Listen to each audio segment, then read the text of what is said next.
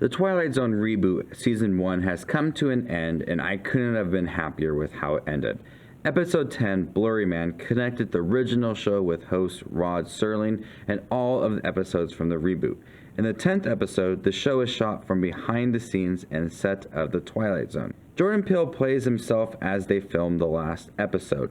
Zazie Beetz stars as Sophie, a staff writer for Peele's opening monologues. After editing the episode, a Blurry Man appears on set, but no one knows who he is. Spoiler warning, the Blurry Man has appeared in every episode of this new reboot.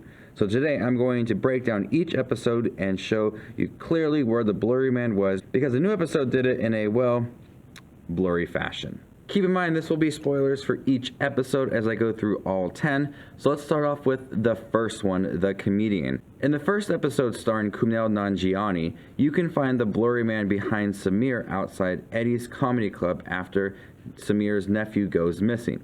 The Blurry Man in here is actually not that blurry. You can't see his face. You can see him in his suit facing away from Samir. The fun thing about watching the 10th episode is going back and trying to find a clear version of the Blurry Man in each episode. In the second episode, Nightmare at 30,000 Feet, which starred Adam Scott, you can see the Blurry Man behind him in the airport at the newsstand. This is before Adam Scott gets on flight 1015, which a number did recur on the episodes. So if you know what the 1015 number means to the Twilight Zone, please let me know. You get to see his face a little more in here. He's kind of young in this episode, but you still get to see his clear face. He isn't smoky like he was in the last episode of the Twilight Zone. Moving on to episode 3, this one actually zooms in a little bit on him.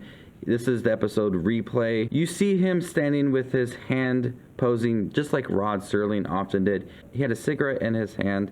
This moment happens when Nina and Dorian finally reach Dorian's college campus. You still don't get to see his face. You get to see the back of him there. But the Blurry Man is in shot, but not very blurry. Episode number 4, A Traveler. This one is a little bit harder to see. He does hang out in the background of the crowd, the holiday party, this alien invasion episode. A Traveler is doing a Christmas karaoke song.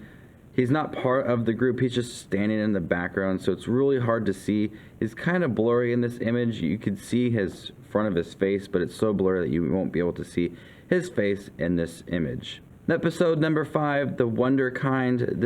This episode was very odd, which starred Jacob Tremblay as a young kid who became president. He's there among the campaign workers organizing posters for Oliver. You can see a lot of these campaign workers' faces, but he's facing the wall. You can see part of his face, and he does look really young in here. The 6th episode, 6 Degrees of Freedom, was one that was harder to see. He's actually on a picture in Alexa's graduation picture during a scene on the spacecraft. There are 5 other people posing in the picture, and this is the one where he is actually kind of blurry in the picture, so you don't really get a good look at his face.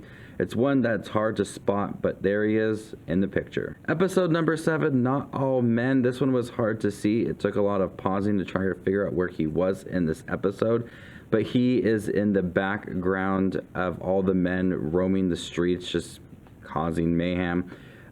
Unlike the other men that are just destroying a lot of things, he is just standing there watching everything unfold in front of him. Not sure if he has like a purpose in all these episodes, but there he is just standing and watching everything. Not sure if he's the one that caused it all, but I'm curious to see if the Blurry Man reappears in season 2. Episode number 8, Point of Origin. He just walks behind the main lead in this show. It's one that if you don't see it, you might just miss it. He's just walking behind there. He's got a suit on. You just see the back of his head. You don't really get to see anything else. No face. You don't see his chest or anything. It's just he walks behind there and goes about his day. So that one's not really that exciting. Episode number 9, The Blue Scorpion, which was a really fun episode with Chris O'Dowd. He walks by Chris O'Dowd in the university halls. This is actually one where he is blurry. You don't get to see much of his face. And I think the idea of the Blurry Man is that he's in the background, and the point of the 10th episode is that Sophie puts a lot of things in the background, her relationships with her friends and family, And so this person who could play an important part of her life has been in the background for most of season 1, the show that she's been working on. I think it's pretty interesting that they have this character, this Easter egg that's appeared in a lot of the episodes. I've been trying to figure out what is connecting each of these episodes besides that number that reappears a lot and little tidbits here and there. But overall, I think that it's pretty interesting, and they just shocked us all with this Blurryman who has been in each of the episodes. I think it's really smart, a lot of fun. I enjoyed going back and rewatching the episodes and trying to find him. A lot of pausing, a lot of squinting, and overall I did find each one, and it's really fun to find them. And so if you've seen episode 10, spoiler warning, at the end, the Blurryman is revealed to be Rod Serling. He was the original Twilight Zone host, and he takes Sophie into the Twilight Zone. So I think it's pretty interesting. I liked how it paid off at the end, and I'm excited for season 2. It's already been renewed for season 2, so we'll see what happens with the Blurryman in that, and Rod Serling, you know, Jordan Peele as well.